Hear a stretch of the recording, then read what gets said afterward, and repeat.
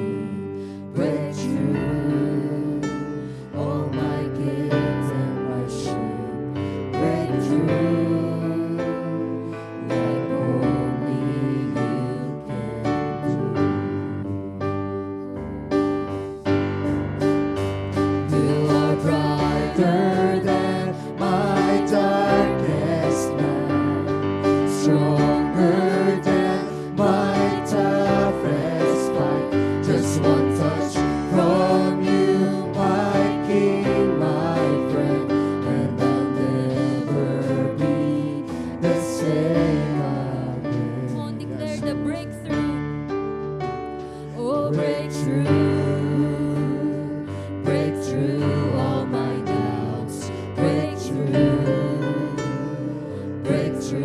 all my fears. Breakthrough that I may worship you. Oh, breakthrough all my pain. Breakthrough all my guilt and my shame. Breakthrough like only you can do. Sing, you are brighter. Yes, Lord. Hallelujah. You are brighter than my darkest night, stronger than my toughest fight. Just one touch from you, my King, my friend, and I'll never be the same. You are brighter than my darkest night, stronger than my toughest fight. Just one touch from you, my King, my friend, and I'll never be the same. You are brighter than my darkest night, stronger than my toughest fight. Just one touch from you, my King, my friend, and I'll never be the same again.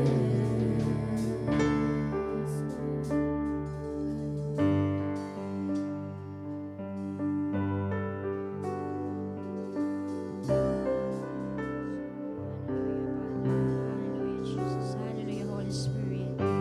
Panginoon namin Diyos, Ama naming nasa langit, nagpapasalamat po kami sa iyong walang hanggang pagmamahal at kabutihan. Salamat po sa pagkakataong ito na muli kami nagkatipon-tipon upang magbuhay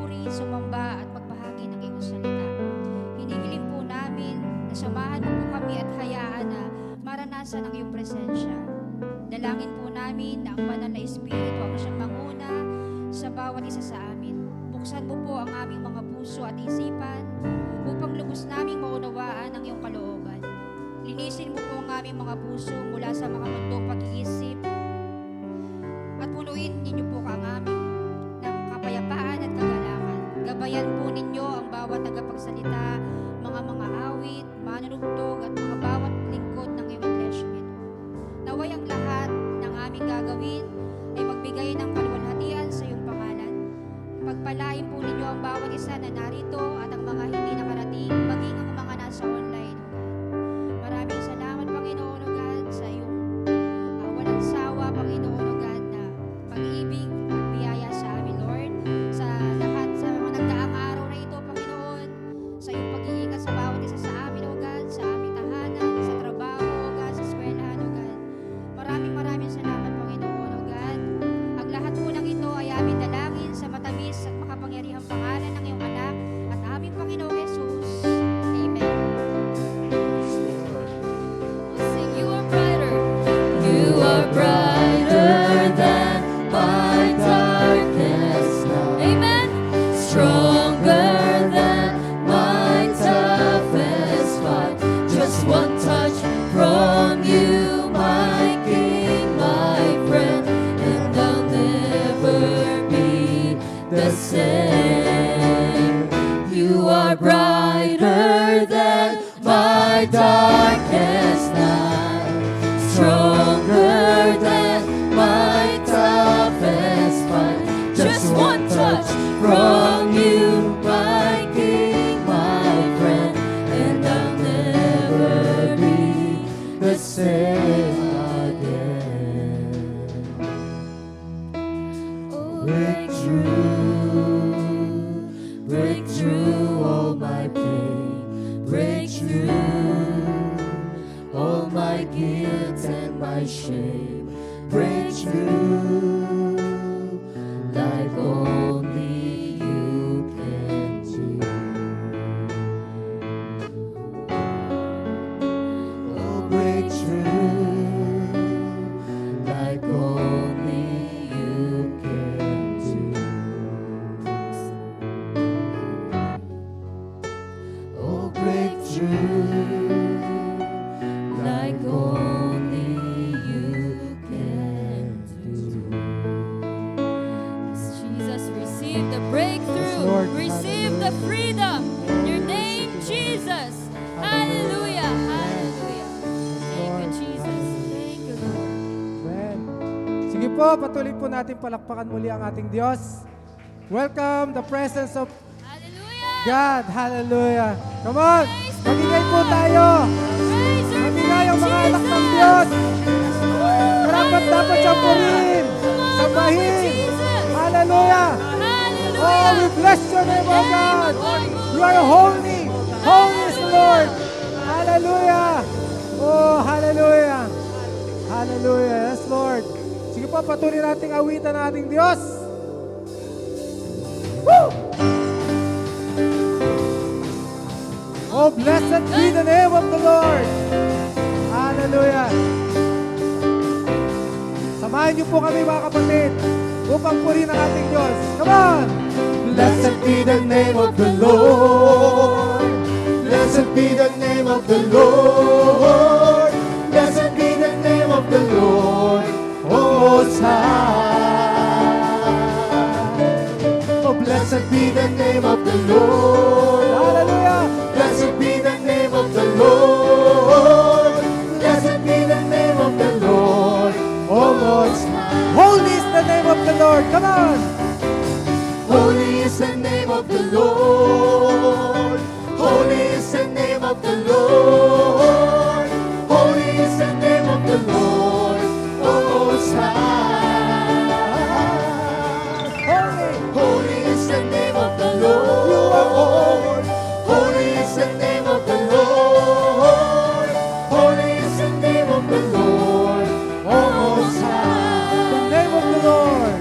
The name of the Lord A strong tower. a strong tower. Yes. The righteous run into it. I sing. Oh, the name of the Lord. The name of the Lord Come on, declare. is a strong tower. The righteous run into it, and they are saved. Come on, bless the name of the Lord. Woo! Oh, Blessed be the name of the Lord. come on, lift your voice, the Lord. Blessed be the name of the Lord. Raise your hands and worship Him. Blessed be the name of the Lord, O Most High. Blessed be the name of the Lord. Blessed be the name of the Lord. Oh, bless the name. Blessed be the name of the Lord. Blessed be the name of the Lord, O Most High. Holy, holy is the name of the Lord. Come on.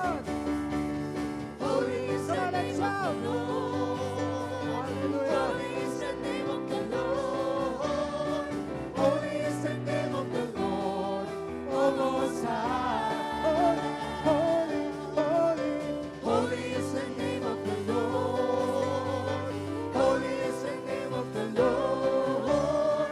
Holy is the name of the Lord, O Most High. Come on, the name of the Lord. The name of the Lord A is strong tower. a strong Oh, tower.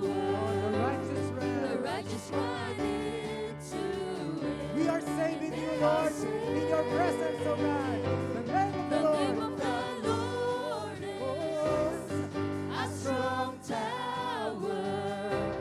The righteous run into it, and they are saved. Come on, once again, blessed be the name. Oh, Blessed be the name of the Lord. Blessed be the name of the Lord. Blessed be the name of the Lord, O Most High. blessed be the name of the Lord. Blessed be the name of the Lord. Yes, hallelujah. Blessed be the name of the Lord. Come on, Blessed be the name of the Lord. almost. Come on, church. Blessed be the name of the Lord. Blessed be the name of the Come on, Lord. lift your voice. Blessed be the name of the Come on, let's shout. Lord. Blessed be the name of the Lord, Almost High. Once again, blessed be the name. Blessed be the name of the Lord. Oh, oh, Blessed be the name of the Lord. Blessed be the name of the Lord. almost high. Yes, come on. Let's continue to worship the Lord. Hallelujah. Yes. For the Lord is my tower. Amen. Come on. Hallelujah. Yes. For the Lord is my tower, and He gives me the power To tear down. to tear down the works of the enemy. In a difficult hour, He will crush the devourer. Yes, Lord. And bring the powers of darkness underneath my feet. For the Lord is my tower. For the Lord is my tower, And He gives me the He power. gives me the Oh, thank you, Lord, for the power that you give. tear down the works of the enemy. In a difficult hour, He will crush the devourer and bring the powers of darkness underneath my feet. Once again, for the Lord. For the Lord is is my tower, and He gives me the power. Oh, thank you, Lord. Hallelujah. To tear down the works of the enemy. In a difficult In a hour, difficult hour, He will crush. He will crush the devourer Yes, and brings the and power. bring the powers of darkness underneath my feet. Blessed be the name of the Lord. Blessed be the name of the Lord. Blessed be the name of the Lord. Blessed be the name of the Lord, Almost High. Blessed be the name of the Lord. Blessed be the name of the Lord. Blessed be the name of the Lord. Blessed be the name of the Lord. Holy, holy is the name of the Lord. Yes. Holy is the name of the Lord. Holy is the name of the Lord. Holy is the name of the Lord.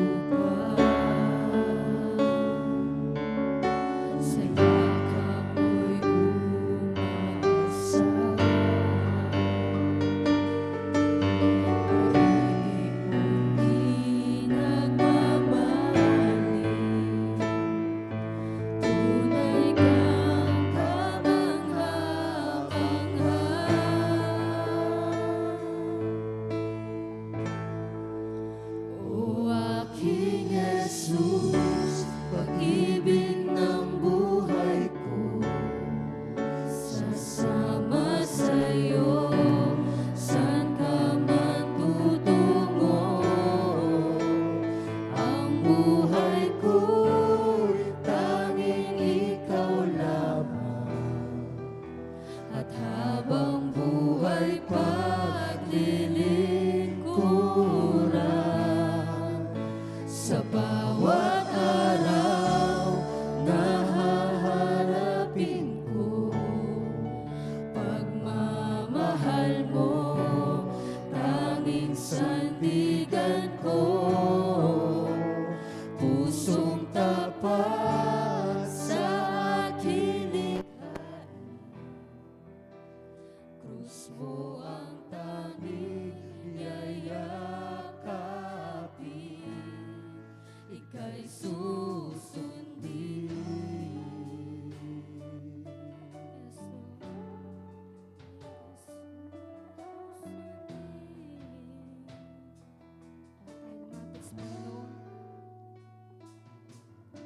Sa'yo ako ay lalapit,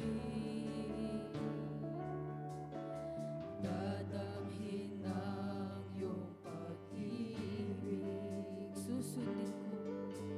Susundin ko ang iyong nais. Mukha mo ang siyang ibig. Diyos ng langit at lupa,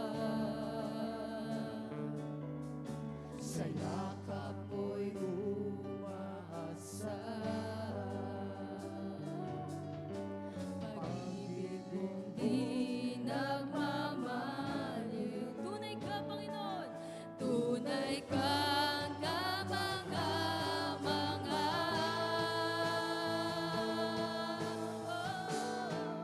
O aking Jesus, pag-ibig ng buhay ko, sasama sa'yo, saan ka man tutungo. Ang buhay ko'y tanging ikaw lamang, at habang buhay paglilingkuran, sa bawat araw na haharapin ko, pagmamahal mo, tanging sandigan ko, pusong tapat sa aking likhain. Krus mo ang tanging yayamahan. Sabihin po natin sa Panginoon, O aking Jesus, pag-ibig ng buhay ko, sasama sa'yo, saan ka man tutungo. Ang buhay ko'y tanging ikaw lang, habang buhay, at habang buhay paglilingkuran, at sa bawat araw na haharapin ko, pagmamahal mo, tanging sandigan ko, pusong tapat sa aking likhain. Krus mo ang tanging yayamahan mo, Jesus. Kanta sa Panginoon, O aking Jesus, pag-ibig ng buhay ko, sasama sa'yo, saan ka man tutungo. Ang buhay ko'y tanging ikaw lamang, at habang buhay paglilingkuran, sa bawat araw na haharapin ko, pagmamahal mo, tanging sandigan ko, pusong tapat sa aking likhain. krus mo ang tanging yayakapin, ika'y susundin.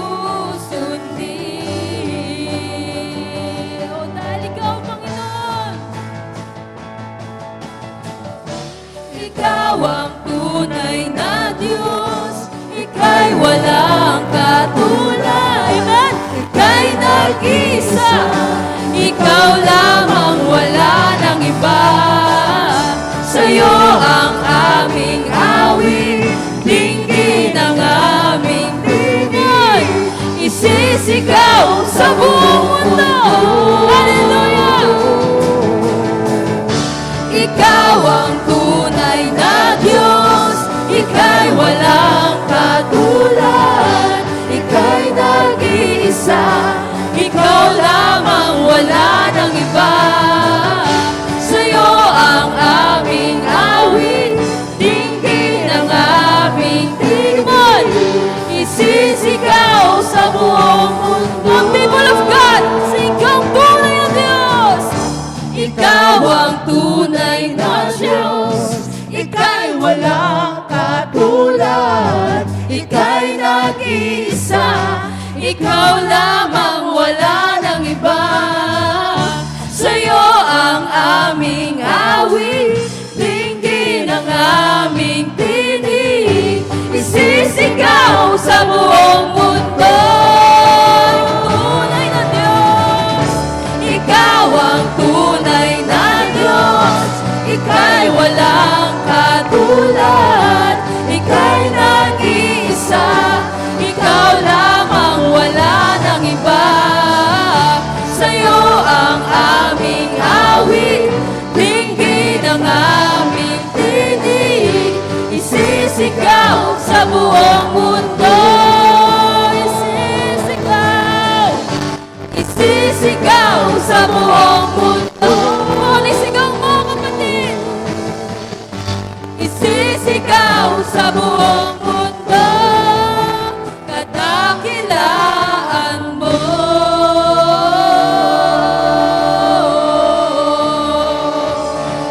Kadakilaan mo. Hallelujah. Malakas ang palakpak po. Ikaw sa ating Diyos na buhay. Hallelujah.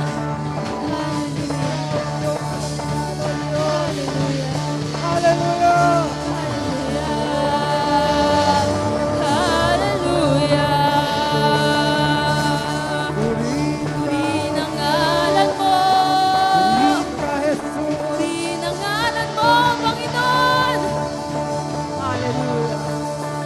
Ikaw ang tunay na Diyos. Hallelujah! Hallelujah. Hallelujah! Yes, Lord. Oh, napakasarap sa presensya mo, Panginoon. Awesome. Bitin pa, Lord. Pero alam namin, marami ka pang in-store sa amin sa umaga na ito. Kaya naman tinatanggap namin, po tanggapin natin ang katagumpayan, kagalingan, kalayaan, kapayapaan, kagalakan. Nagmumula sa ating Panginoon, sa ating tunay na Diyos, Diyos na buhay. Hallelujah. To God be all the glory. Thank you, Jesus. Thank you, Lord. In Jesus' name, Amen.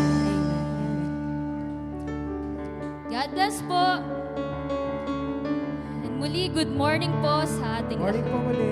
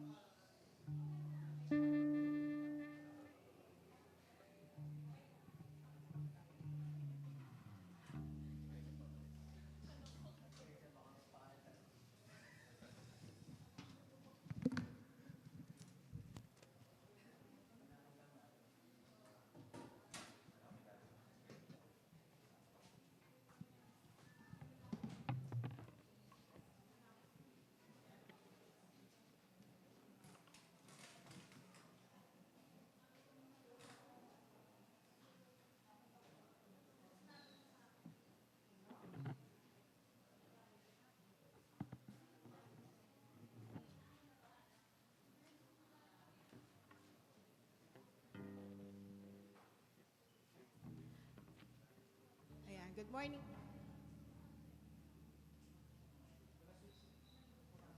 Automatic ba to? Oh, automatic. Tinanong ko pa eh. Kasi sabi ko, automatic ba to? Nag-e-echo. Ayan. Good morning po sa ating lahat. Ayan, salamat sa Panginoon. Lumakad po tayo sa tuyong daan. Dahil alam naman natin na nagsunod-sunod po ang ulan, baha. Kaya po ngayon, kung mapapansin natin, medyo ang kalahati po nasa lower box, kalahati nasa upper box. Pero nakakakitaan naman po tayo, no? O, yun ang mahalaga, nakakakitaan pa tayo.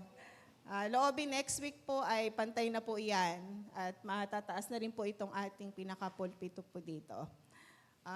Sa biyaya po ng Panginoon ay inaayos po natin ang ating physical po na itsura ng ating church. At nagpapasalamat tayo sa ating Jehovah Jireh na talaga pong nagpo-provide po ng lahat ng pangangailangan po ng iglesyang ito. Nakikita po natin ang pagpapala ng Diyos.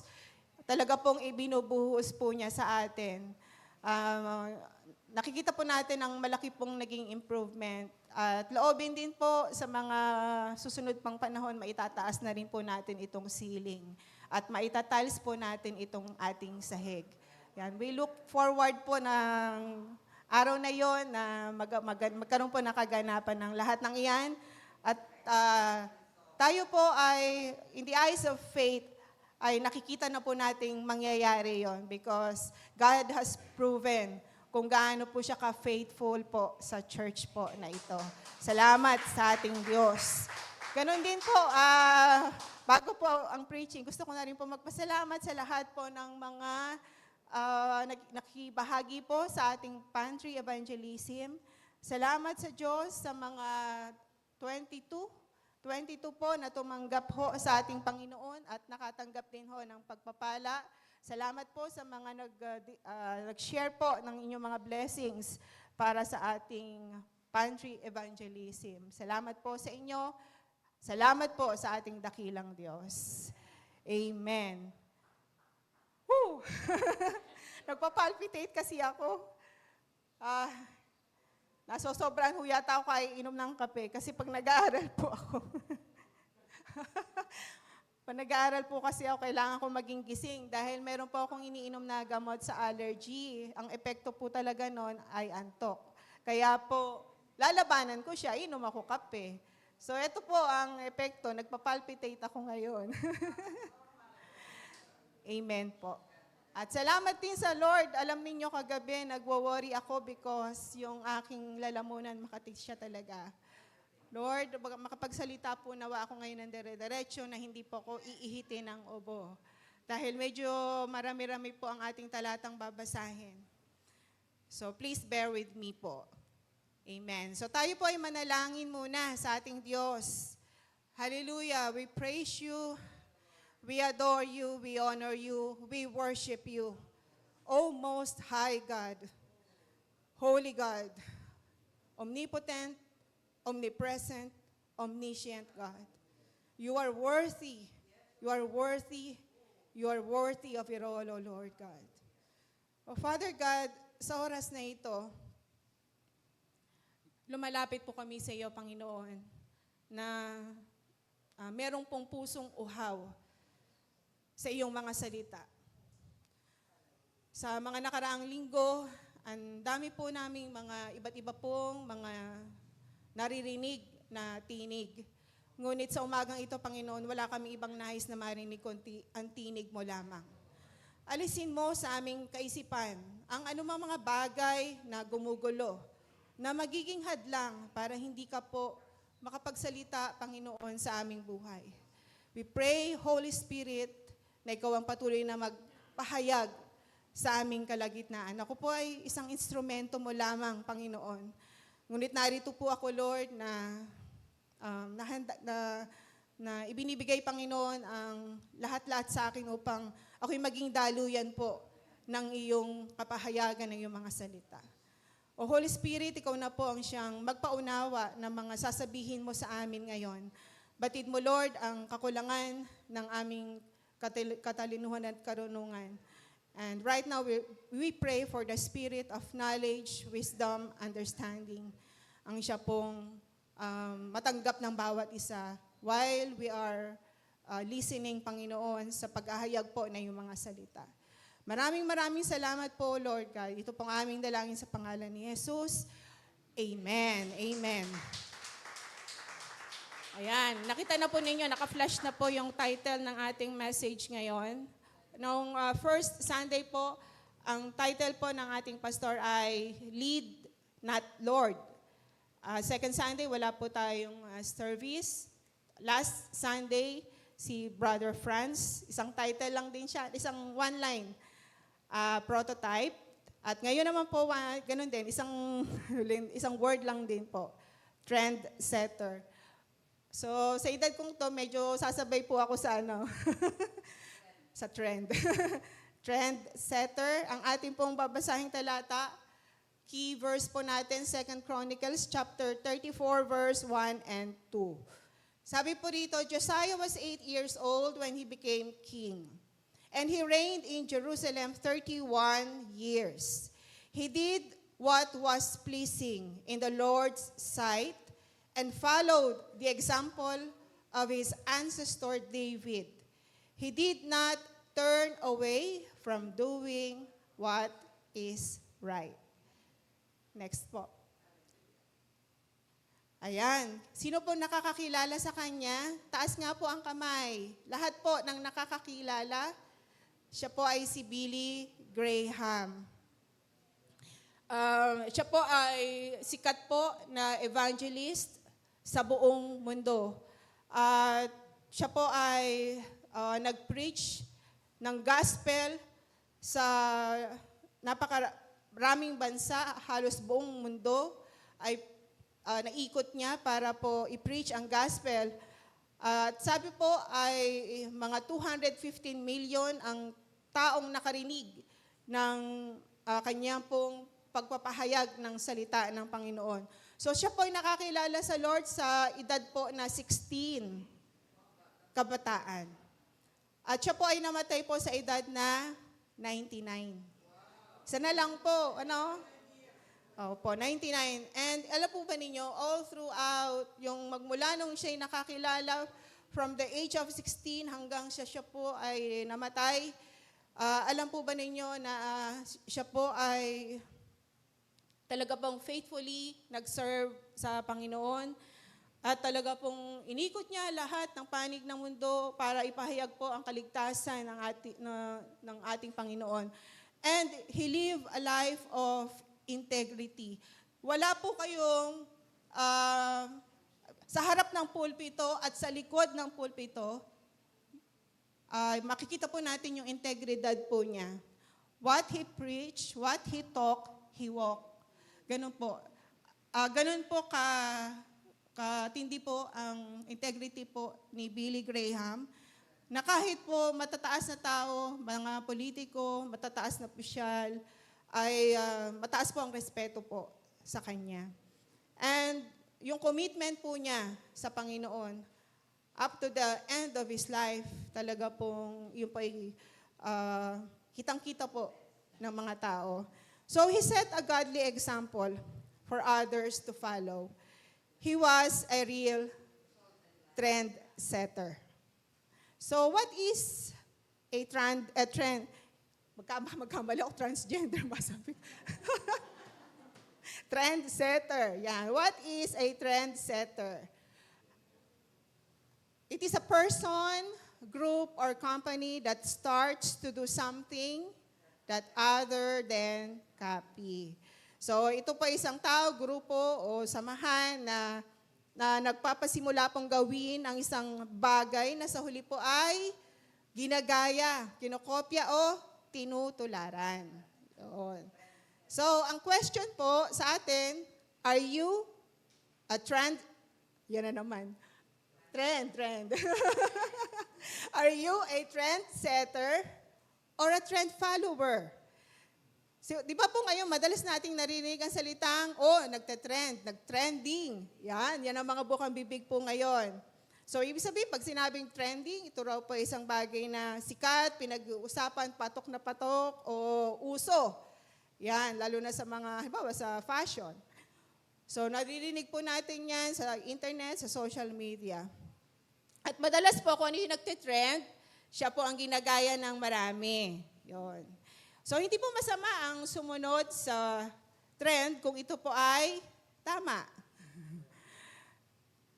Mabuti at nakalulugod po sa Diyos. Subalit ito po ay mali kung ito po ay nakasasama, nakasisira at nakalalayo sa atin, sa ating Panginoon. So nakakalungkot nga po, di ba po isang bagay na nakikita natin na nagte-trend ngayon, yung mga kabataan po na basta-basta na lang po namamaril sa school. Grabe po, ano? Mga teenagers, nung kami, yung mga kasingidad ko, pag tayo pumapasok sa eskwelahan, walang naging ganyang nung araw di ba po? Iba ngayon. Grabe po ang trend ngayon sa mga kabataan. So, next po, Jesus is the greatest trendsetter of all time. Wala po siyang, kasi po, ang isang bagay na nagte-trend, pansinin nyo, lumilipas yan di ba? Pero, ang kaibahan po sa ating Panginoon, He is the greatest trendsetter of all time. Hindi po siya nalalaos. Magmula noon hanggang ngayon, hanggang sa walang hanggan, ay He is the greatest trendsetter. So being His follower, tayo po, being His follower, He wants us to be a trendsetter like Him. Next. Ito po ang sinet ng ating Panginoon na standard. Jesus sets a powerful example by changing how people live, love, and treat others. So tayo ngayon, walking in His footsteps means living with purpose and leading positive changes in the world. That is why, di ba po ang ating tema ngayong month, lead by example. So sabi tayong lahat, we have to lead na magkaroon po ng positive change sa mundong ito, in this evil world. Ay ang gusto ng Panginoon magkaroon tayo ang magli-lead para magkaroon po ng positibo, magandang pagbabago po sa mundong ito. So meron po sa Bible yung ating pong pinag-aralan. Makikita po natin ang alam nyo, siya po ang isang Bible character na talaga pong na-amaze ako. Kasi, kakaiba siya dahil siya po ay sobrang bata nung siya po ay naging hari. In fact, siya po ang youngest king na naging hari po. Siya po ang youngest king. Siya po ay si Josiah, or sa English, Tagalog ay Josias. So, ipinakita po nitong kabataan na ito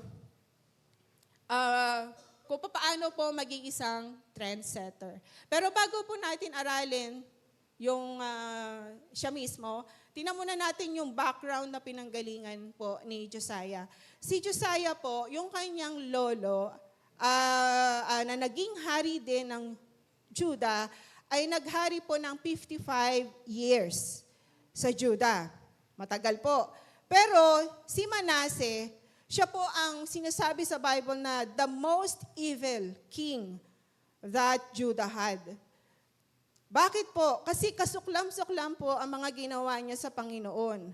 Nagpagawa po siya ng mga altar, ng mga Diyos-Diyosan sa loob po mismo ng templo ng Diyos. Sumamba po siya sa lahat ng mga bagay sa kalawakan. Katulad po ng bituin, stars, sinasamba niya yan. At ito pa po ang parang ang hirap niyang aroke ng ating isipan, na sinunog niya ang ilang mga anak niyang lalaki para po ihandog sa mga Diyos-Diyosan. At sumasangguni rin siya sa mga espiritista, sa lamangkero, at mga manghuhula. At nahilig din siya sa pangkukulam. So nakita niyo kung gaano po siya kasama, kung gaano siya ka-evil. At marami po siyang pinapatay na walang kasalanan. Sige, basahin po natin ang ginawa ni Manasseh sa buong Huda. Next Sabi po sa 2 Chronicles 33 verse 9, ngunit iniligaw ni Manases sa mga taga-Huda at Jerusalem. Inakay niya ang mga ito sa mga kasamaang masahol pa, sa kasamaan ng mga bansang nilipol ni Yahweh, nang sakupin iyon ng bayang Israel. Nung si Manase po ay malapit ng mamatay, siya po ay, ang maganda po kay Manase, nung bago siya mamatay, siya po ay nagsisi. Buong pusong nagsisi sa lahat ng kanyang kasalanan. At siya po ay kinahabagan ng Diyos, pinatawad ng Diyos. Ang nakalulungkot lang, nung mga panahon na yon na gusto na niya, ginagawa na niya yung mga pagbabago, nahirapan na po siyang mapagbago pa ang Huda. Kasi malalim na eh. Malalim na po. Ang maganda lamang po sa kanya, siya po ay nagsisi at siya po ay nakatanggap ng pagpapatawad ng ating Diyos nung bago po siya mamatay. Ang sumunod po sa kanya ay ang kanyang anak na si Amon. Si Amon po, kung gaano po kahaba nag-reign, naghari ang kanyang tatay, si Amon po napakaikli naman. Si Amon po, tinularan din niya yung kasamaan po ng kanyang amang si Manase nung siya po ang naghari sa Huda. At siya po ay namatay, 2 years lang siyang nag-rule dahil siya po ay inassassinate ng kanyang mga officials. So 2 taon lang maiksi. Kaya po si Josiah, dahil ba wala pong ibang papalit sa kanya, si Josiah po ang naging hari at the age of 8 years old. Ganon po kabata. So kasing edad lang halos ng aking apong si Nigel, mag-8 na si Nigel eh. So ini-imagine ko, habang inaaral ko to kasi, iniisip ko, pinipicture ko si Nigel. Si Nigel maging presidente ng Pilipinas. Halimbawa lang, i-picture lang natin, halimbawa. Kasi 8 years old siya nung naging hari siya. So siya po ay nag-rule sa Judah ng 31 years. Ganun po ang tagal ng kanyang paghahari. So makita natin si Josiah, wala po siyang susundan na ehemplo, di ba? Wala siyang susundang magandang ehemplo. Kasi isipin nyo, habang mula nung siya ipinanganak hanggang siya sa unti-unting lumalaki, na-witness niya yung pamamahala, pamumuno ng kanyang lolo, ng kanyang tatay, at talagang puro kasamaan ang nakita niya. So wala siyang susundang magandang ehemplo. They were all, itong kanyang lolo at tatay, bad examples. So si Josiah, maaaring, di ba po ang bata, kung ano nakikita, kinokopya niya. O pwede pong nung siya nang naghari, kopyahin na lang niya kung anong ginagawa ng mga lolo, tatay niya, di ba? Kasi yun ang nakita niya habang siya lumalaki. Pero kakaiba po itong batang ito. Kasi nung siya po ang naghari, hindi po niya sinundan ang halimbawa ng kanyang mga lolo at tatay. Nagdesisyon po siya na ang susundin niya, ang halimbawa, ay ang halimbawa ng kanyang ninuno na si Haring David. So, at a young age, next po, he began to seek God. Ito pong napakagandang ginawa ni Josiah. At a very young age, he began to seek God. Sabi po sa 2 Chronicles 34, verse 3a, sapagkat sa ikawalang taon ng kanyang paghahari, so 16 years old na siya rito, di ba? Samantalang siya'y bata pa, kanyang pinasimulang hanapin ang Diyos ni David na kanyang ninuno. So siguro, habang lumalaki si Josiah, naririnig niya yung mga kwento about yung kanyang ninuno na si Haring David. At siguro, yun ang naiisip niya, ay, hindi ko susundan tong tatay ko, lolo ko. Susundan ko yung aking ninuno na si David. So nakita niyo yung legacy na meron iniwan si David. Hindi man sa anak niya, sa kaapu-apu-apuhan niya, ay meron pong kumopya o ginaya tinularan po si Haring David. So siguro sabihin natin dito, ay, wala naman akong posisyon, hindi naman ako leader. Wala akong hinahawakang posisyon. No. Bawat isa po sa atin ay leader. Bakit po? We have sphere of influence. Di ba po? We have sphere of influence ang ating pamilya. Kung ikaw ay nag-aaral lang sa school, mga kaklase mo. Kung ikaw nagtatrabaho, mga co-workers mo. Kung ikaw ay nagnenegosyo, yung mga suki mo. Kung sa inyong community, kapitbahay mo, sa barangay mo, o saan man, yun ang ating sphere of influence. So, napakalaking, eto, sige, next. Ay, hindi yan. Hindi yan. Balik ka, anong sumunod dyan? Okay, sige, ako na lang. Hindi ko pala nailagay. So, you don't know how significant your influence is.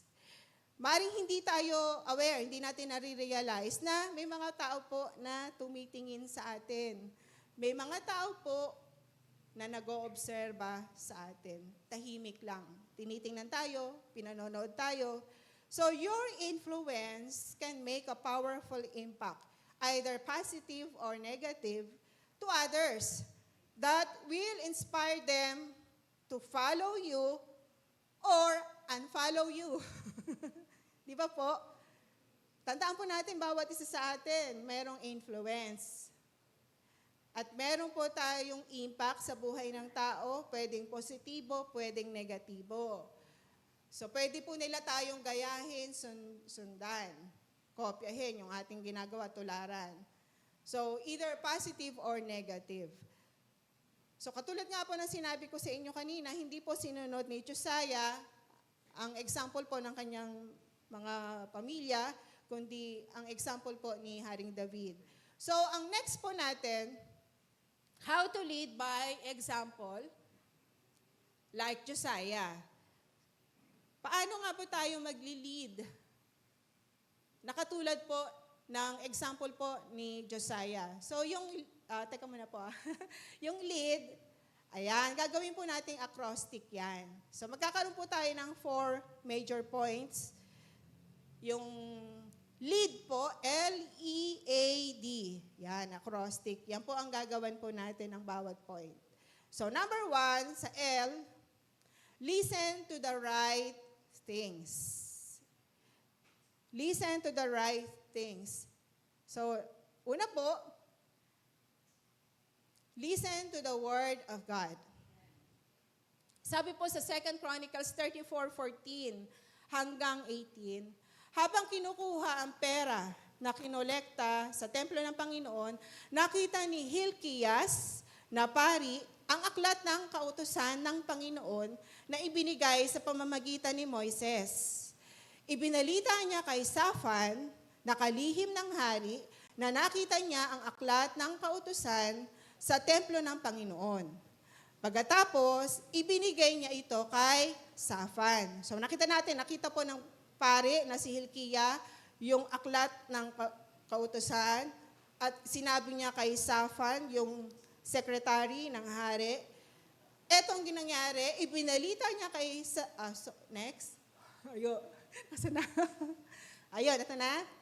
Okay. Dinala naman ito ni Safan sa hari.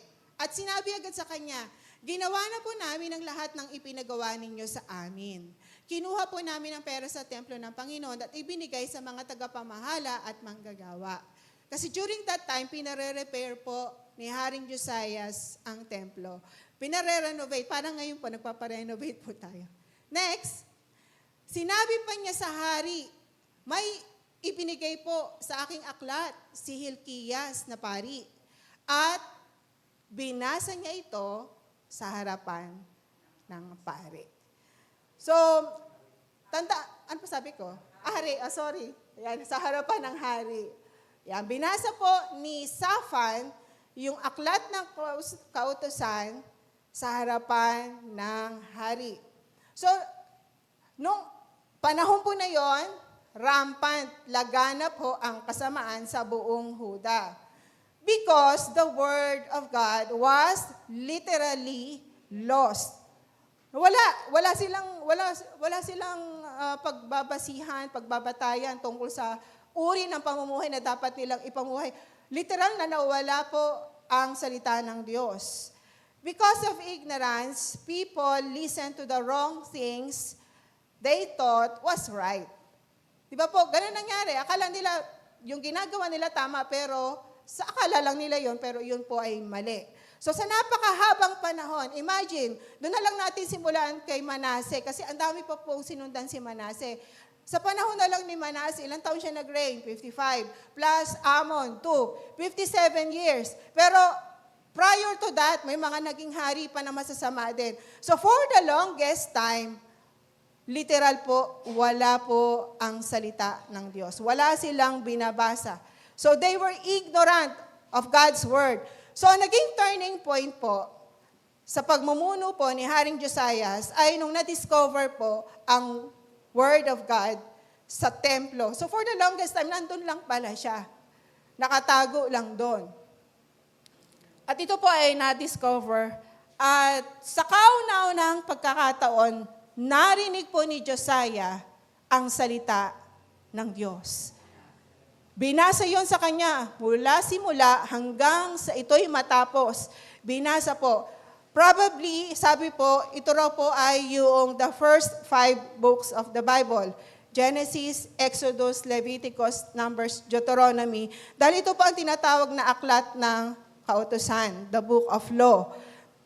So, maaring ito pong 5 na aklat na ito na tinatawag na Torah or the Pentateuch, yun po yung narinig ni Haring Josias. Binasa po mula simula hanggang matapos. At ito habang naririnig, habang siya ay nakikinig sa salita ng Diyos, it hit him. It hit him hard. It pierced his heart. Parang punyal na tumusok sa kanyang puso. At yun po, narinig niya for the first time ang salita ng ating Diyos. Pangalawa po, so listen to the word of God.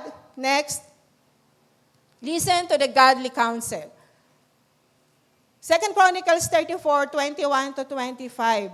Magtanong kayo sa Panginoon para sa akin at para sa mga naiwang mamamayan ng Israel at Huda, tungkol sa nakasulat sa natagpuang aklat. Ito po, inuutos po ito na Haring Josiah. After niyang marinig yung salita ng Diyos, sabi niya, gusto niya malaman syempre kulang pa siya sa pagkaunawa.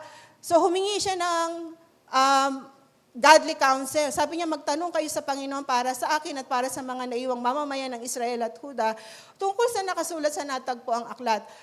Sabi niya, matindi ang galit ng Panginoon sa atin dahil hindi natupad ang mga nakasulat sa aklat. Next. Kaya pumunta si Hilkias at ang mga kasama niya sa isang propetang babae na si Hulda. Yun ang nilapitan nila, isang propetang babae, prophetess, pangalan niya ay Hulda, na nakatira sa bagong bahagi ng Jerusalem. Si Hulda ay asawa ni Salum na anak ni Tokat at apo ni Hasra. Next, si Salum ang nagbabantay ng mga damit sa templo. 23, sinabi ni Hulda sa kanila, ito ang sinabi ng Panginoon. So ito, nagpahayag na po si Hulda ng salita ng Diyos. Ito ang sinasabi ng Panginoon, ang Diyos ng Israel. Sabihin nyo sa lalaki nagpadala sa inyo sa akin. Sino po yung lalaki na yon? Si Haring Josias. Kasi inutusan po sila ni Haring Josias. So sabi niya, yun po ang sabihin niya sa hari. Ito ang sinabi ng Panginoon. Lilipulin ko ang lugar na ito at ang mga mamamayan nito, lahat ng mga sumpang nakasulat sa aklat na binasa sa harapan ng hari ng Huda ay mangyayari. So may sumpa, may punishment po na mangyayari po sa Huda dahil sa kanilang kasalanan sa Diyos. Next, ipapakita ko ang galit ko sa lugar na ito at hindi ito titigil dahil tinaboy ako ng aking mga mamamayan at sumamba sila sa ibang mga Diyos. Ginalit nila ako sa kanilang mga ginawa. So nalaman nila na nagpahayag ang Diyos ng kanyang galit at ng parusa na mangyayari po sa Huda. So nakita po natin, Josiah listened to the word of God and he listened to the godly counsel. So yun po sa L. Next, E. How to lead by example like Josiah. E. Exemplify the right things. Pag sinabing exemplify, ipakita mo, ihalimbawa mo.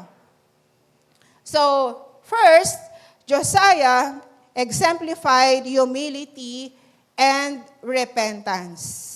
Ito po ang unang ipinakita po ni Josiah sa mga mamamayan ng Huda at sa kanyang mga opisyales. Josiah exemplified humility and repentance. 2 Chronicles 34:19. Nang marinig ng hari ang nakasulat sa kautusan, ito po ang naging reaction niya. Pinunit niya ang kanyang damit sa hinagpis. Ito po ang ginawa niya, yung action na ginawa niya, pinunit niya ang kanyang damit. Alam po ba ninyo, itong simpleng bagay na pagpunit ng damit, napakalalim po ng kahulugan po na ipinapahiwatig po nito. Ang pagpunit po ng damit ay pagpapakita po ng buong puso at hinagpis. So nang malaman po ni Josiah kung gaano po katindi ang galit ng Diyos sa kanila dahil sa kanilang kasalanan at kasamaan, na ginawa lamang sa kanya, yun, nagkaroon po siya ng matinding kalungkutan at siya po ay naghinagpis para po sa kanyang bayan. At ang pagpunit din po ng damit ay pagpapakita rin po ng taus-pusong pagsisisi. So sa pagpunit niya ng damit, pinakikita po ni Josiah na lubos, talaga na-convict po kasi siya ng salitaan ng Panginoon. At it moved him to repentance. He was deeply convicted by the word of God and it moved him to repentance. So Josiah repented, hindi po privately. Hari siya, narinig, binabasa po ang salita ng Diyos sa harap niya, naririnig ng kanyang mga opisyales. The moment he heard the word of God, pagkatapos pong basahin, yun po ang agad ginawa niya, pinunit niya ang kanyang damit. Hindi ko alam kung anong suot niya kasi hari yun. So, pinunit niya yun at pinakita po niya ang kanyang pagpapakumbaba at lubos na pagsisisi sa kasalanan niya at ng kanyang mamamayan. So, pinakita, yung public repentance na yon ni Josiah, nakita niya yon ng kanyang mga opisyales. So, nag-set siya ng example. He exemplified humility and repentance. So, paano po tumugon ang Diyos sa pagsisisi po ni Haring Josiah? Sabi po sa 2 Chronicles 34:26 to 28, sabi po ni babae, prophetess. Pag Tagalog, propeta lang din, ano? Okay. So sabi po ni prophetess Huldah, ito po ang naging response ng Diyos sa pagsisisi po ni Josiah. Ngunit sabihin ninyo sa hari ng Huda na nagpadala sa inyo upang magtanong sa Panginoon na hindi siya dapat mabahala sa mensaheng ito dahil ito ang sinasabi ng Panginoon, ang Diyos ng Israel. Next, pinakinggan ko ang panalangin mo. Napakaganda po ng mensaheng narinig niya. Pinakinggan ko ang panalangin mo. Ibig sabihin pala, yung pagpunit niya ng damit na yon, it is a prayer. Prayer of repentance. So, pinakinggan ko ang panalangin mo dahil nagsisi ka at nagpakumbaba sa harapan ko. Nang marinig mo ang sinabi ko laban sa lugar na ito at sa mga naninirahan dito. Pinunit mo pa ang iyong damit at umiyak sa harapan ko dahil sa pagsisisi. So nakita po ninyo, kinahabagan ng Diyos si Josiah dahil po sa kanyang ginawa. At dahil kinahabagan siya ng Diyos, nangako ang Diyos na yung kaparusahan na dapat po gagawin ng Diyos sa Huda, i-delay niya. Matutuloy, pero i-delay niya hindi sa panahon ng paghahari ni Haring Josiah. So nakita po namin, may 28 pa yan, ano? Sige, tuloy po natin. Kaya ako, ang Panginoon, ay nagsasabing, habang buhay ka pa, hindi darating ang paglipol na ipapadala ko sa lugar na ito at sa mga naninirahan dito. Mamamatay ka ng mapayapa. Napakaganda po ang magiging kamatayan niya. Yun ang sinabi sa kanya ng Diyos. At sinabi nila sa hari ang isinagot ni Hulda. So nakita ninyo, no? Yung pagsisisi ni Josiah ay natanggap niya ang kahabagan ng Panginoon. At yung parusa ay hindi mangyayari sa kanyang kapanahunan. So Josiah exemplified humility and repentance. Pero hindi po doon, simula lang yon. Ito ang sumunod. Next, Josiah exemplified obedience to God. It is one thing to humble yourself before God and to repent for all of your sins. But it is another thing to obey God. At ito po ang ipinakita po ni Josiah. 2 Chronicles 34:29-32. Pagkatapos, ipinatawag ng hari ang lahat ng tagapamahala ng Huda at Jerusalem. Pumunta siya sa templo ng Panginoon, kasama ang lahat ng mamamayan ng Huda at Jerusalem, mula sa pinakatanyag hanggang sa pinakamababa. So makikita natin, ginather ni Josiah lahat ng citizens ng Judah. Doon saan? Sa templo ng Panginoon. Lahat po, mula daw po sa pinakatanyag hanggang sa pinakamababa. No exemption, lahat. Next. Sumama rin ang mga pari at mga Levita. Binasa sa kanila ni Josiah ang lahat na nakasulat sa aklat ng kautusan na nakita sa templo ng Panginoon. Sino po ang nagbasa? Pwede naman niya iutos, Safan, ikaw naman ang secretary, basahin mo. Hilkiah, ikaw naman ay pare, ikaw magbasa. Pero hindi, siya mismo ang nagbasa. Nagbasa ng aklat ng kautusan.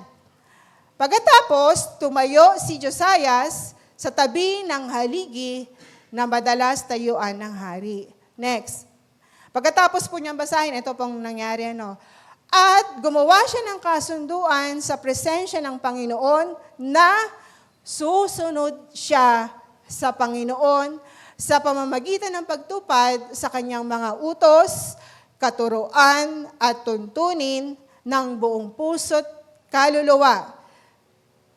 Sino po ang nag-pledge po o nakipag-covenant sa Diyos na siya po ay susunod? Si Josiah pa lang po ito Si Josiah pa lang. Nangako siyang tutuparin niya ang mga ipinatutupad ng kasunduan na nakasulat sa kasulatan. So siya muna ang nakipag-covenant sa Diyos na susunod siya sa lahat ng inuutos ng Panginoon. Next po, itong ginawa niya.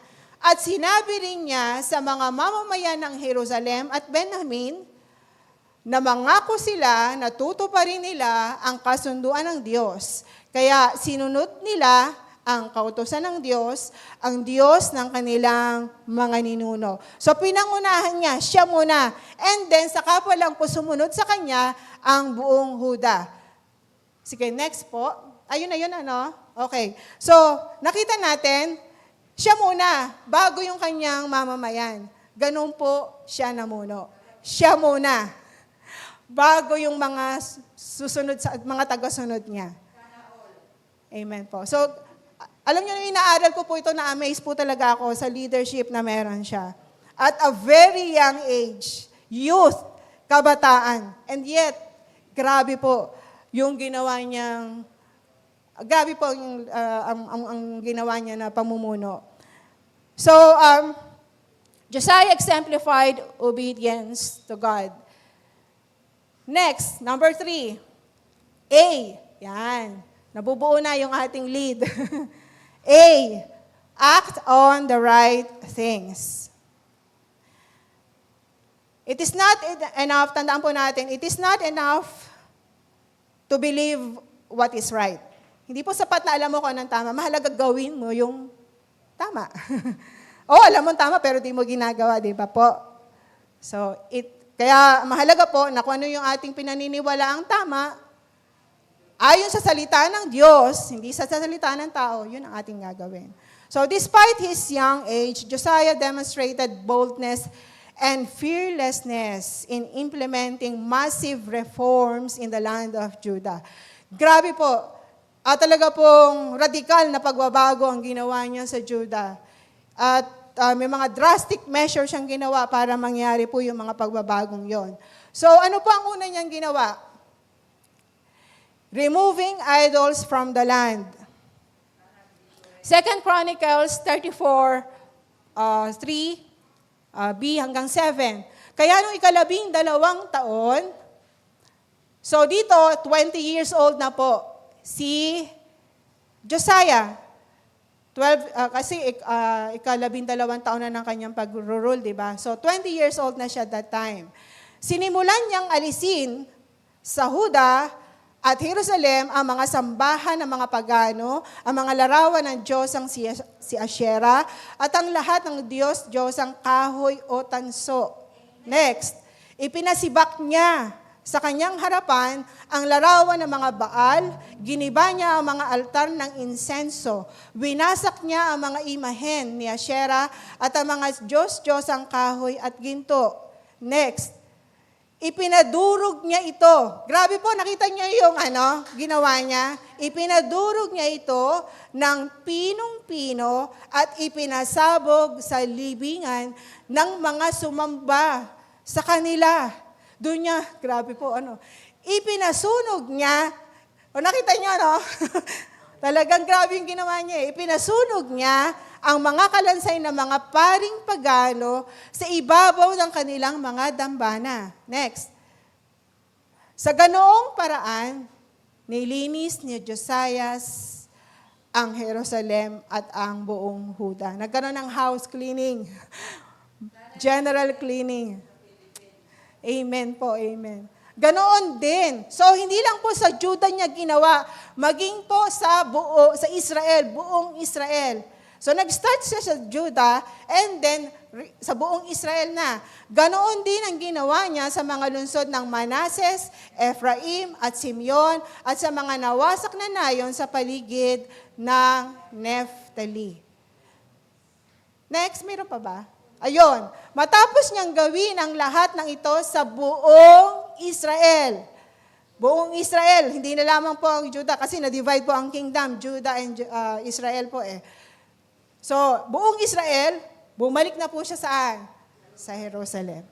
Grabe po, di ba? So, removing idols from the land. Amen po. Talaga pong, yan po, prayer natin mangyari. Na talaga pong alisin ang idolatry po sa bansang Pilipinas. Pero alam niyo po, alam natin, yan ang idolatry that time. Pero ngayon may mga modern idols na po na kailangan po tayong alisin sa buhay natin.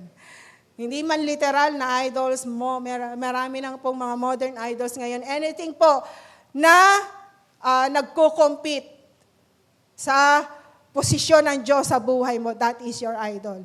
Anything na pinagpapahalaga mong higit sa Diyos, pinaprioritize mo higit sa Diyos, pinagtutuunan mo ng pansin, lakas, enerhiya, lahat-lahat sa buhay mo na higit sa Diyos, that is your idol. Alam po nating lahat yan, di ko na isa-isahin. So, removing idols, mahalaga po yan sa buhay po ng isang Kristiyano. Next po is restoring true worship. May inalis ka. Pero kailangan meron kang ilalagay. Restoring true worship. 2 Chronicles 34:33. Inalis ni Josiah sa buong nasasakupan ng bayang Israel ang lahat ng mga Diyos ang kasuklam-suklam sa Diyos at habang siya'y nabubuhay, inatasan niya ang bawat mamamayan na maglingkod kay Yahweh, ang Diyos na sinamba ng kanilang mga ninuno. Next. Iniutos ni Josiah, 2 Chronicles 35 po, 1-3. Iniutos ni Josiah na ang Paskwa ni Yahweh ay ipagdiwang sa Jerusalem noong 14 na araw ng unang buwan, kaya't pinatay nila ang mga korderong pang-Paskwa. Alam po ninyo, sa loob ng pagkahaba-habang panahon, hindi po sineselebrate ng bansang Israel ang Feast of Passover, na alam naman nating inutos po iyan ng Diyos sa kanila na lagi nilang aalalahanin. So for the longest time, hindi rin po nila ito sineselebrate. Pero nung araw na ito, nung panahong ito, iniutos po ni Haring Josias na muli po siyang i-celebrate the feast of the Passover. So next, 2, ibinalik niya mga pari sa kanilang tungkulin at pinagbili ng pagbutihin ang paglilingkod sa loob ng templo ni Yahweh. 3, sinabi naman niya sa mga Levita na mga tagapagturo sa mga Israelita at matatapat kay Yahweh, dalhin ninyo ang kaban ng tipan sa templong ipinagawa ni Solomon na anak ni David. Sige po, next. 2 Chronicles, kasunod pa po na to. Hindi na ninyo ito papasanin ngayon.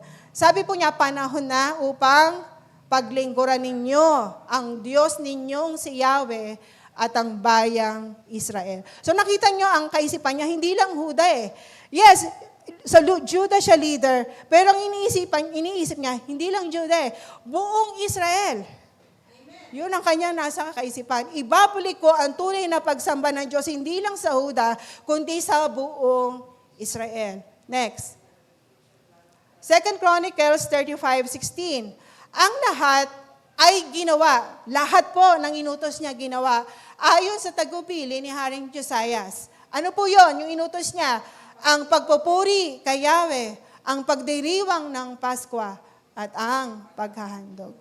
So nakita po ninyo na restore po ang tunay na pagsamba sa bansang Israel. Amen. Next. Tingnan po natin, sabi po, yung paano nila sinelebrate ang Feast of Passover. 2 Chronicles 35:18-19. Mula pa nung panahon ni Propeta Samuel, wala pang ganitong pagdiriwang ng Pasko na naganap sa Israel. Wala ring ibang hari sa Israel na nakagawa ng ginawang ito ni Haring Josias. Siya lamang ang nakapagtipon ng lahat ng pari, Levita at ng mga taga-Huda at taga-Israel, kasama ang mga taga-Jerusalem upang ipagdiwang ang Pasko. Imagine nyo, divided ang kingdom, Judah and Jerusalem, but Josiah united them sa pagsamba at sa pagsamba sa Panginoon, pag-celebrate po ng Feast of Passover. Grabe po, no? Massive reform na ginawa niya. Yung positibong pagbabago niya sa bayan po na kanya Yes po. Bold and fearless po si Haring Josiah. Next.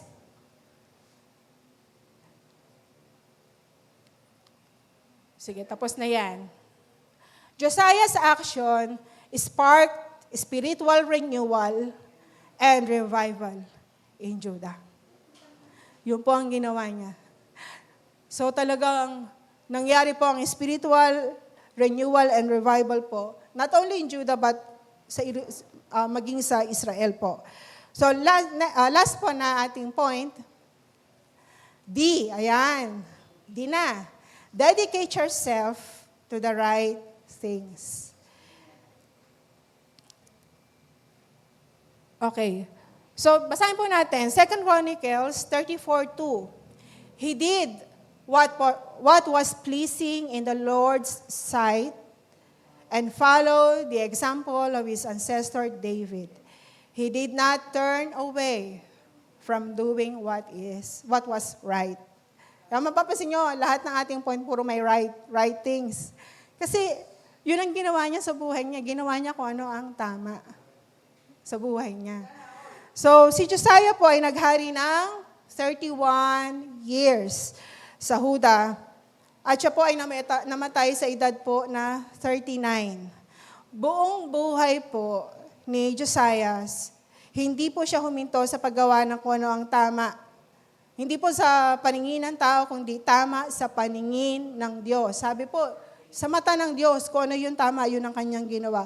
Hindi niya sinunod ang masamang halimbawa ng pamilyang pinanggalingan niya, kundi po, siya po ay nag-set ng bagong example. Nag-set siya ng bagong example na susundan po ng lahat. Oh, so in Josiah's brief life, meron po siyang single goal. Ito po ang single goal ni Josiah sa kanya pong maikling buhay. To live a life dedicated to pleasing God. Yun po ang kanyang single goal. To live a life dedicated to pleasing God. So Josiah stayed on God's path during his entire life. Josiah started right and finished right. So, tingnan po natin ang legacy ng kanyang leadership. Sabi po sa 2 Kings 23:25, sa mga haring nauna sa kanya at maging sa mga sumunod ay walang may tutulad sa kanyang katapatan kay Yahweh. Pinaglingkuran niya si Yahweh ng buong puso, buong kaluluwa, at buong lakas. At sumunod sa buong kautusan ni Moises. Tingnan kung isa-summarize ang buhay niya, ito po ang sinabi. Ito po ang legacy ng kanyang leadership. Sige, next. Josiah was a trendsetter. Though young, he led by example and set a standard for others to follow. His faithfulness, obedience, and devotion to God left a lasting legacy for future generation. Tayo po yun. Yung mga future generation ngayon, di ba? Ngayon pinag-aaralan natin buhay niya, di ba? So yung legacy niya, tayo ngayon,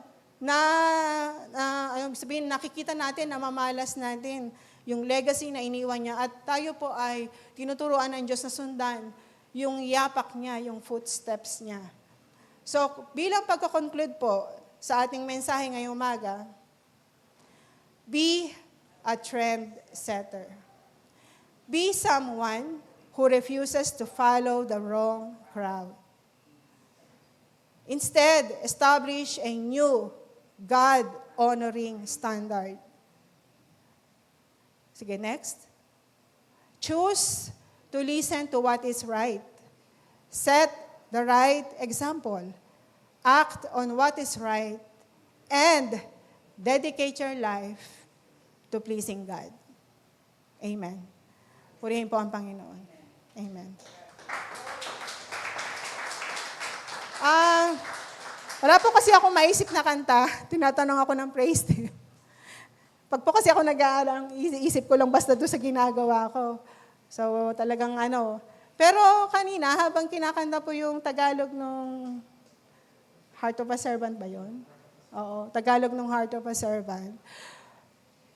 Alam po ninyo, kung ito magiging puso na tataglayin natin, alam ko yung footsteps po ni Josiah, natin pinag-aralan ngayon, masusundan po natin. So, habang inaawit po natin ito, gawin po natin siyang talagang panalangin na totoo po talaga sa puso natin. Totoo po sa puso natin. So, let us all sing this song once again. At siguro po sa ating napakinggan ngayon, pag siya inulit nating kantahin ngayon, mas may deeper meaning po siya sa atin po habang inaawit po natin. So let us sing this song and let us make this a prayer from the bottom of our hearts. Maging awitin po ng ating kaluluwa at espiritu sa umagang ito.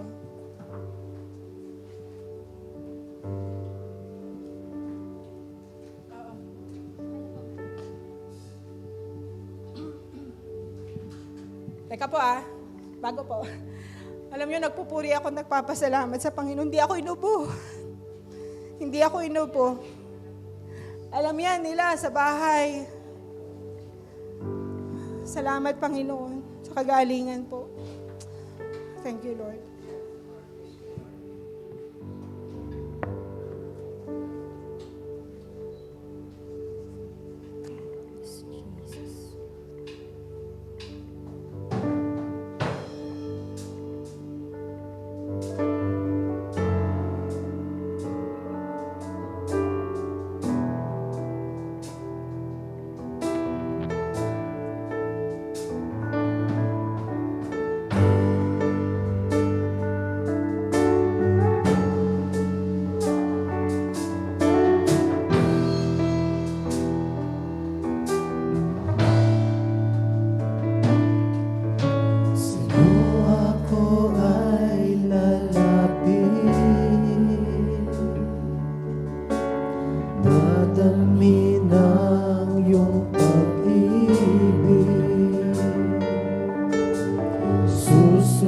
Sundin ko ang iyong nais,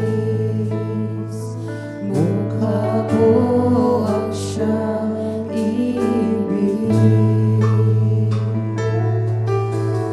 Diyos ng langit at lupa, sa yakap mo'y umaasa.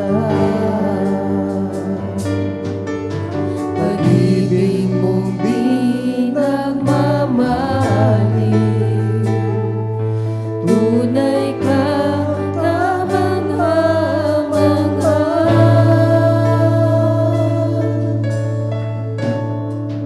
O aking Jesus, pag-ibig ng buhay ko, sasama sa'yo, saan ka man tutungo. Ang buhay ko'y tanging ikaw lamang, at habang buhay paglilingkuran, sa bawat araw na haharapin ko, pagmamahal mo, tanging sandigan ko, pusong tapat sa aking likhain. Krus mo ang tanging yayakapin, ika'y susundin.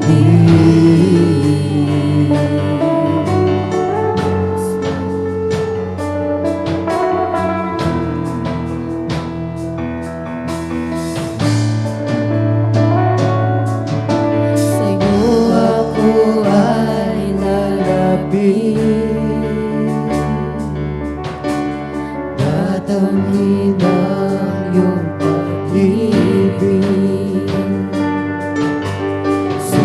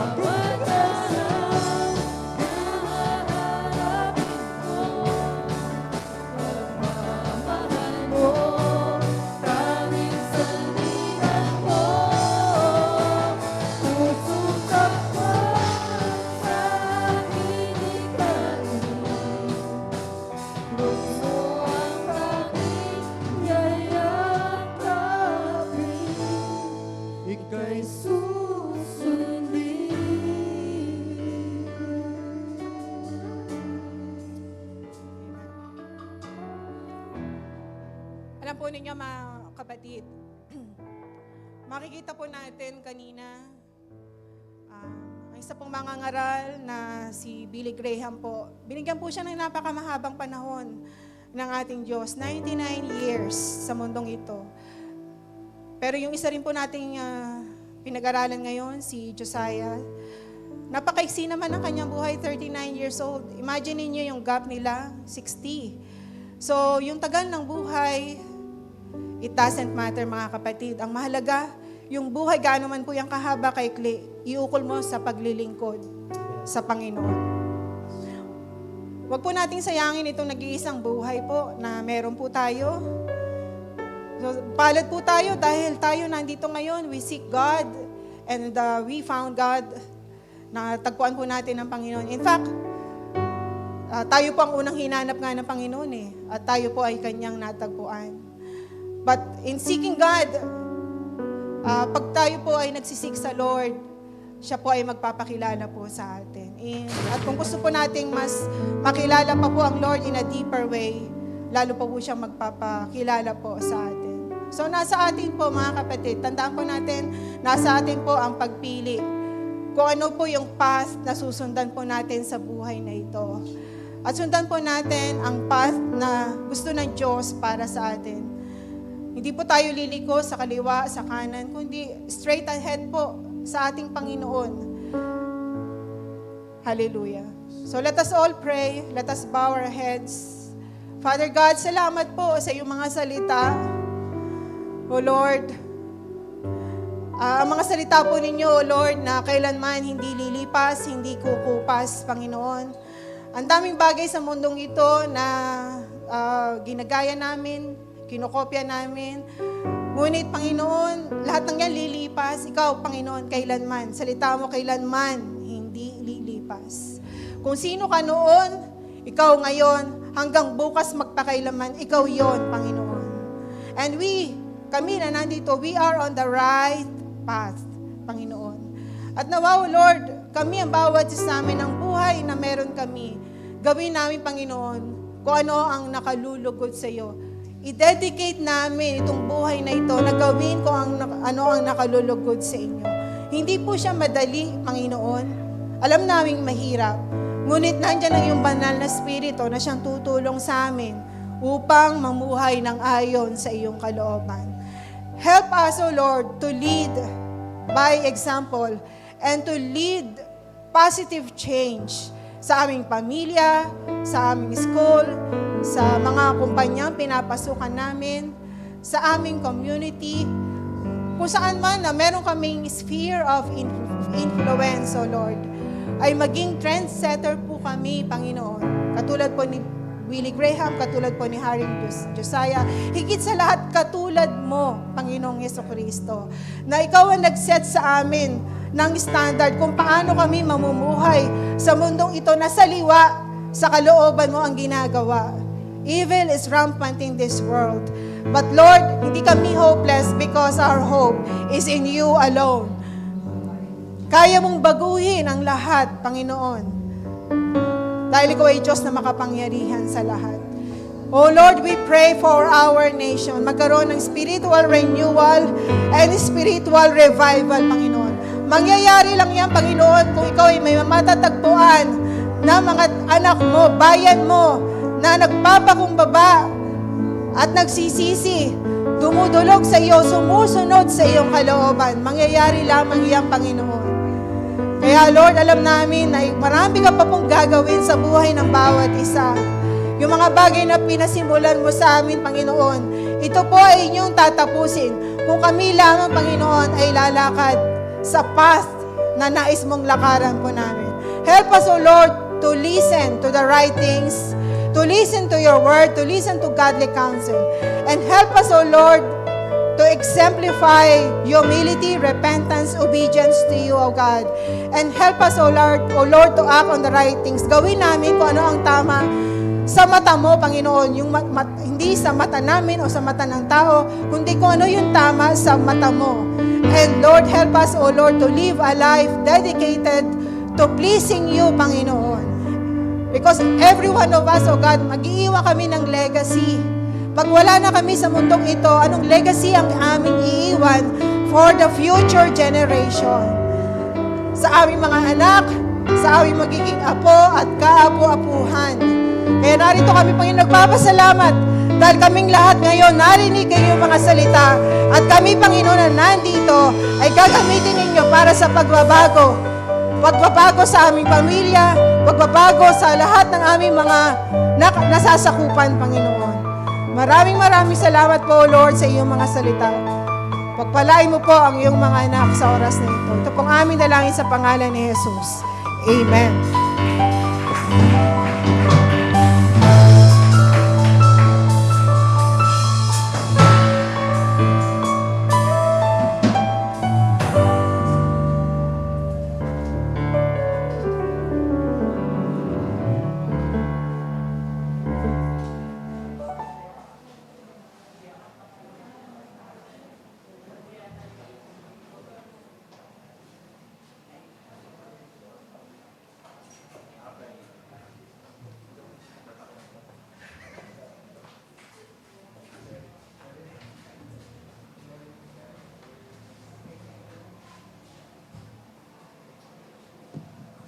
Good morning po. Napakaganda po ng paalala ng ating Panginoon sa atin. At nakakatuwa at si Haring Usaya talagang ginawa niya yung tama, yung pagsunod sa ating Panginoon. At naway tayo ay sumunod sa mga yapak na ginawa niya para sa Panginoon. Ngayon po ay ito isang pagsunod na naman para sa gawain ng Panginoon. At ito po ay ang gawain ng pagbibigay. Noong pong mga nakaraan, ay marami po akong tanong. Ang tanong ko po ay kung may takot o pag-aalala sa pagbibigay ng tithes. At ang isa pa ay kung may kagalakan po ba akong sa aking pagbibigan ng ikapo. Kung may kagalakan po ba akong nararamdaman. May sagot na po iyon. Sa tulong po ng ating Panginoon, tinanggal niya ang takot at pag-aalala ko sa pagbibigay. Ang iniligay ng ating Panginoon sa akin ay yung kagalakan na may kasamang pagtitiwala, paniniwala, at pananampalataya. Nakakapag-tithes ako ng may saya at maluwag sa loob ko na hindi napipilitan lamang. Doon ko nakita ang patuloy na pagpapala mula sa ating Panginoon. Kaya po tayo nagbibigay na ikapo kasi sa ito ang isang utos ng ating Panginoon na kailangan nating ibigay ang nararapat nating isole sa ating Diyos. Sabi nga, kaya tayo nagtatites ay hindi lang dahil sa pagpapala, kundi sumusunod tayo sa utos at mahal natin ang Diyos. Bilang anak ng Diyos, ipakita natin na tayo ay isang example na Kristiyano na sumusunod sa ating Diyos. Ang team nga po natin sa bawang ito ay lead by example. Ipakita po natin sa pamamagitan ng pagbibigay ng ating tithes ay maging masunurin at mabuting example po tayo, katulad ni Abram. Mababasa po sa Genesis 14:18-20, dinalhan siya ni Melchizedek, hari ng Salem, at pari ng kataas-taasang Diyos ng tinapay at alak. At binasbasan, pagpalain ka nawa, Abram, ng kataas-taasang Diyos na lumikha ng langit at lupa. Purihin ang kataas-taasang Diyos na nagbigay sa iyo ng tagumpay. At ibinigay ni Abram kay Melchizedek ang 10 bahagi ng lahat ng kanyang nasamsam, buhat sa labanan. Sa kwento, pagkatapos nagapi ni Abram ang 4 na hari, sinalubong siya ni Melchizedek na may dalang tinapay at alak para magbigay lakas sa kanya. At siya'y binasbasan rin nito. Ipinagkaloob ni Abram kay Melchizedek ang 10 ng lahat ng kanyang nasamsam sa kanyang mga kalaban. Ang paghahandog ni Abram ng 10 bahagi sa Diyos sa pamamagitan po ni Melchizedek ay natural na ekspresyon ng kanyang pusong nagpipitagan sa Diyos. Dahil si Abraham ay isang taong may pagpakapakumbaba at may pusong may paggalang sa Diyos. At sabi po, ang pangyayaring ito ng pagbibigay ng ikapo ni Abraham kay Melchizedek ay hindi pa nagkakaroon ng kautusan tungkol sa pag-ikapo. Kumbaga po, hindi pa po ito ibinibigay na kautusan, ginawa na po ni Abraham na pagbibigay ng ikasampu ng bahagi na kanyang nasamsam. Nawa po, huwag tayong mag-struggle sa pagbibigay dahil lahat ng tinatamasa natin, trabaho na may magandang sweldo, may magandang kotse, bahay, gadget at iba pang mga bagay, ito'y pag-aari ng Diyos na pinapahiram sa atin at ipinagkakatiwala. Huwag po tayong manghinayang sa pagbabalik ng ikapo sa ating Diyos. Masarap at magaan sa ating kalooban kung tayo ay nakasusunod sa Kanyang utos. At alam po nating lahat na nagagalak ang ating Diyos kung tayo ay sumusunod sa Kanya. Katulad ni Abraham, ang nais ng Diyos na tayo ay magpakumbaba at may pusong may paggalang sa Diyos. At tulad nga po, ma-share ko lang po, noong po ako ay nagpapaaral, hirap na hirap po ako magbigay ng tithes. Ang daming gastos, talaga, pera pa po ako pag may nagkakasakit. Pero kung kailan po ako walang trabaho, tsaka po ako nakakapagbigay ng buong tithes and offering and pledge kay Lord.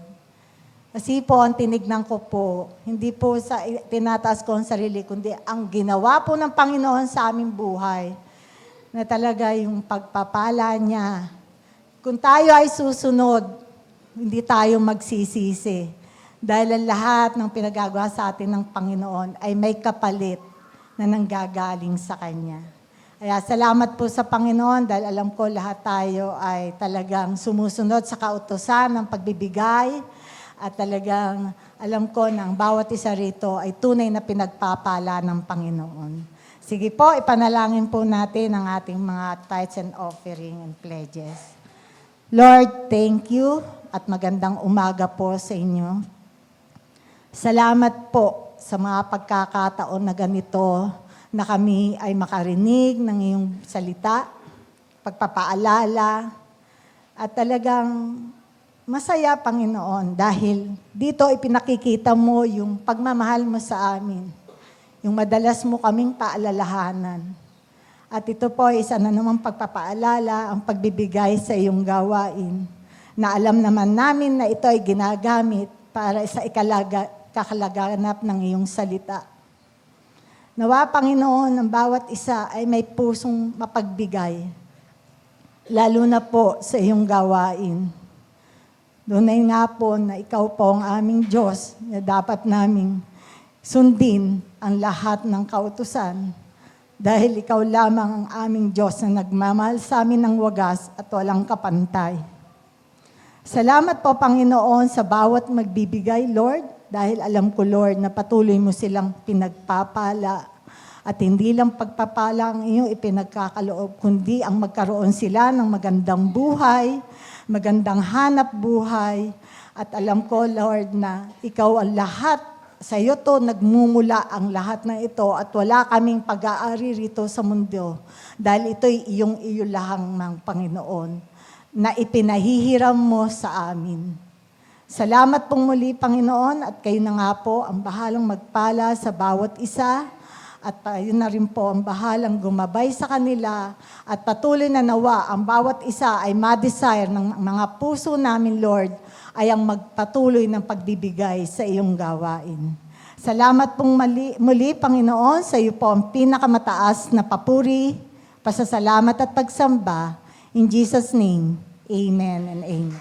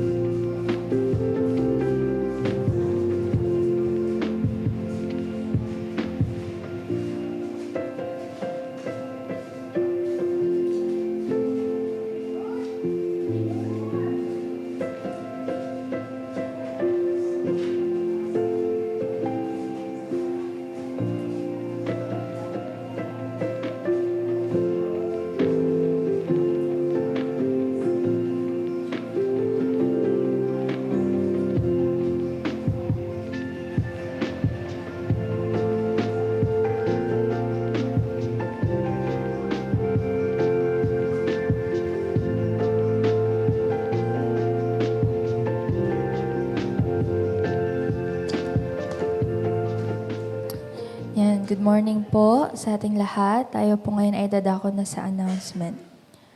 Lubin po na Panginoon, tayo po muli ay magkita-kita next Sunday, August 30, 2026, ng 8 a.m. dito po sa ating church at ito po ang ating schedule. Ang opening prayer po natin ay si Sister Mayet San Pablo. Prosperity po ay si Sister Bethany Espiritu and closing prayer po ay si Brother Michael Esuma. And paalala lamang po muli na lahat po na may schedule sa ating program ay inaniyang makarating po sa ating church ng 7:30 a.m. upang makasama po sa ating prayer before the start of the service. And maraming salamat po sa naghandog na ating napakagandang bulaklak ngayong umaga na Sister Leda Santiago. Ayan. And next Sunday, Lobin po, ang ating pong flower offering ay si Sister Mylene Tagasuki. Para naman po sa ating mga meetings and fellowship ngayong araw, Men's Fellowship and Women's Fellowship po. And ang ating pong upper room third quarter, tayo po ngayon ay nasa day 22 na. Praying na patuloy po tayong palakasin na ating Panginoon sa ating pananampalataya hanggang makatapos po tayo sa September 10, 2026, Thursday. And muli, pakisama po sa ating mga panalangin at makipag-coordinate po kayo sa inyong mga leaders if gusto nyo pong maging part ng ating jail ministry sa August 30. Weekly church activities, prayer meeting every Thursday online 7:30 p.m. to 8 o'clock p.m. Physical 8 o'clock p.m. to 9:30 p.m. and Dawn Watch Intercessory Prayer every Saturday 5 o'clock a.m. And reminder po muli sa ating ICU Fellow, sama-sama po nating ipadama na may nakakaalala, nagmamalasakit at nanalangin po para sa bawat isa. Muli, meron po tayong 30 minutes Word of God Reflection mamaya, kaya maaari po tayong mag-join. Lamang po, maraming salamat and God bless us all.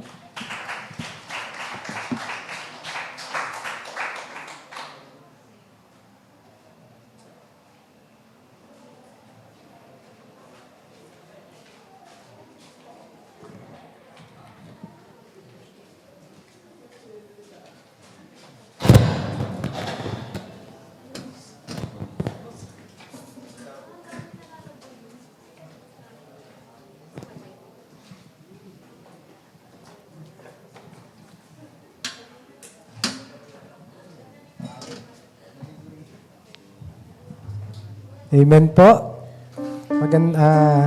Salamat po sa Lord sa matagumpay na gawain niya sa araw na to.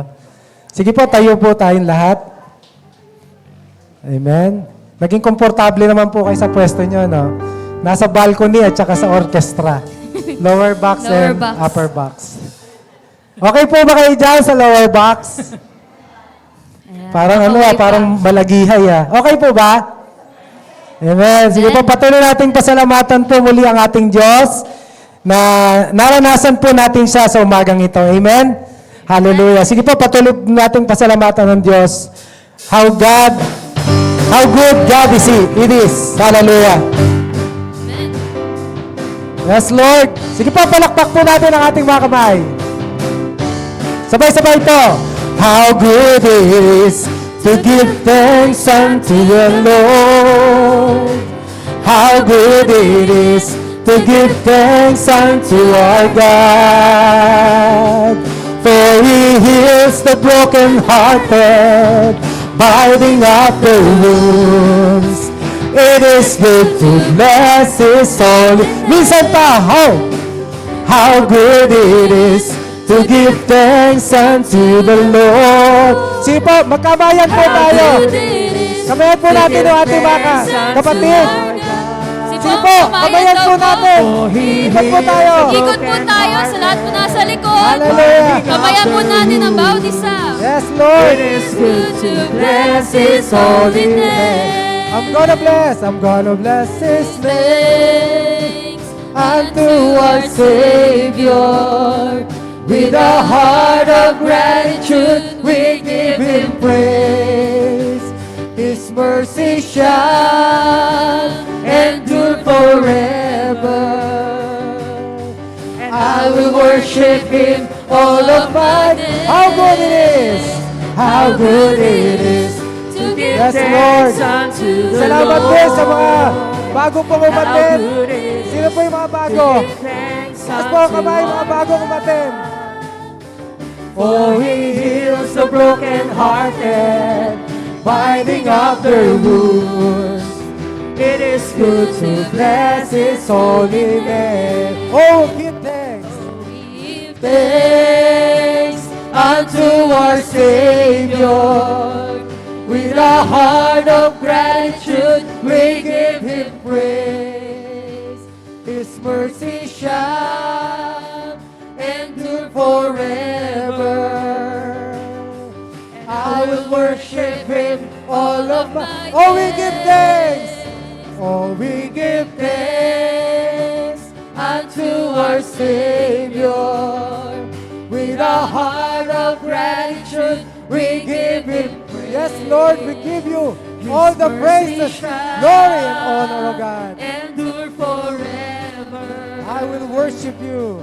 And I will worship Him all of my days. How good it is. How good it is to give thanks unto the Lord. Sige po, itaas natin ang ating mga kamay. To give thanks Hallelujah. to our God. Taas ang kamay sa ating Diyos. For He heals the broken-hearted, Hallelujah. binding up their wounds. It is good to bless So, for the last time, how good it is. How good it is to give thanks unto the Lord. How good it is to give thanks unto our God. For He heals the brokenhearted, binding up their wounds. It is good to bless His holy. How good it is. How good it is. Come on. Patuloy natin pasalamatan ng Diyos sa kanyang kabutihan, sa ating mga buhay. Hallelujah! For He heals the brokenhearted, binding up their wounds. It is good to bless His holy name. I'm gonna bless His name. I'm gonna bless His name. I'm gonna bless His name. Sige po, palakpakan natin ang Lord. Hallelujah sa kanyang kabutihan.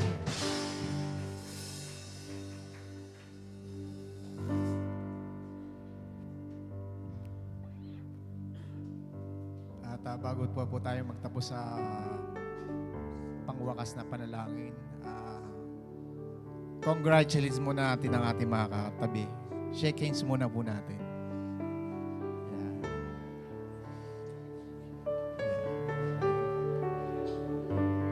Yes. Okay po. Na-bless po ba tayong lahat? Ang ganda ng mensahe na sa umagang ito. Tayo ay patuloy tayong binabago ng Diyos araw-araw. Kaya sa umagang ito, ibalik natin papuri sa ating Diyos na makapangyarihan. Tayo iyako natin ang ating mga ulo at ipikit at tayo manalangin. O dakilang Diyos na makapangyarihan sa lahat. Kami po ay nagpapasalamat sa panibagong ginawa mo sa aming buhay sa umagang ito. Lord, salamat sa mga mensahe na ipatuloy mong pinaririnig sa amin. Patuloy mo kaming binabago, Panginoon. Patuloy mo kaming inaayos, Panginoon, dahil sa iyong mga salita, Panginoon. O salamat, Panginoon, tunay kang Diyos na makapangyarihan, na hindi nagbabago kailanman. Tapat ang pag-ibig mo, Panginoon. Kaya nga binigay mo ang buhay mo para sa aming mga kasalanan. Kami binago mo. Tinubos mo kami sa lahat ng aming pagkakasala. Kaya Panginoon, ang gagawin na lang namin habang kami nabubuhay ay sumunod sa iyo sa lahat ng iyong pinagagawa. Kaya Panginoon, maraming salamat sa lahat, Panginoon. Kulang ang pasasalamat na aming binabanggit ng aming mga bibig. O Panginoon, ang iyong mensahe ay napakaganda, Panginoon. Maging halimbawa kami, hindi lang sa amin, kundi sa aming mga kapwa, Panginoon. At makita ang mga dapat gawin, Panginoon, bilang Kristiyano, Panginoon. Maging buhay na patuto kami sa aming mga nakakasama, sa mga kumpare, classmate, sa mga kaibigan, sa mga katrabaho, Panginoon. Ay magawa namin, Panginoon, ang iyong pinagagawa, Panginoon. Hindi lamang sa salita, Panginoon. Tulungan mo kami na magawa namin to, Panginoon. Sa tulong at biyaya at habag mo, ay magagawa namin to, Panginoon. Kaya, Panginoon, ang bawat isang naririto, basbasan mo ng iyong kapangyarihan. Ang iyong banal na Espiritu, Panginoon, ay laging sumama sa amin, Panginoon. Patuloy mo kaming gabayan habang kami ay binibigyan mo pa ng buhay sa araw-araw, Panginoon.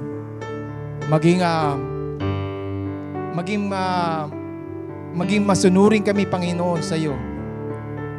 Kaya, Panginoon, sa umagang ito, maraming salamat po sa mga ginamit mo.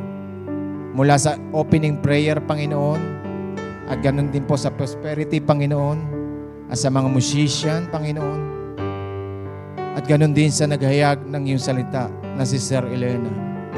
Patuloy mo siyang pagpalain, 10 ng kanyang pamilya, Panginoon, ang pagpapalay suma kanila, Panginoon, at patuloy mo pang gamitin sa iyong ubasan, Panginoon. Panginoon, sa mga hindi namin nakasama, Panginoon, loobin mo sa susunod na linggo ay makasama namin sila, Panginoon. At patuloy mo pa kaming bigyan ng pag-asa.